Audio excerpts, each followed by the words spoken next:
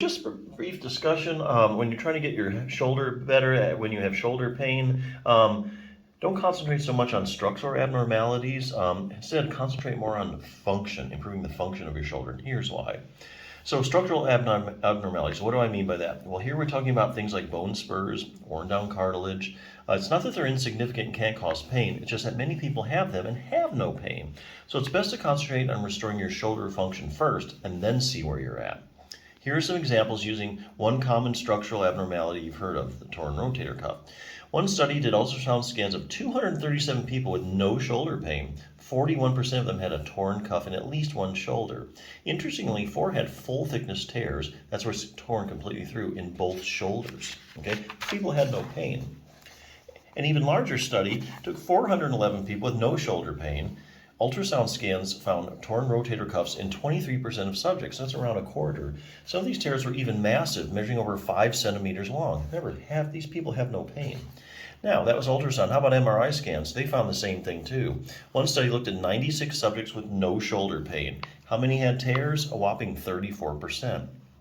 This MRI study found that out of 100 people with no shoulder pain, 22 had partial rotator cuff tears, and 14 had complete tears.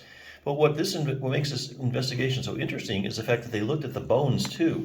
What else did they find in these subjects with no pain? 76% had some degree of shoulder arthritis, and 37% had bone spurs. Remember, these people had no pain in their shoulder at all. Ever hear of someone having a torn labrum? The labrum is a ring of cartilage in your shoulder that helps the shoulder bones fit together better. A 2011 study conducted ultrasound scans of 51 men with no shoulder pain, found that 14% had labral abnormalities. As you can see, there are a lot of people walking around with some pretty bad rotator cuff tears and a slew of other abnormalities too, yet have no pain, which leaves us a little empty-handed at times trying to explain what exactly causes one's shoulder pain.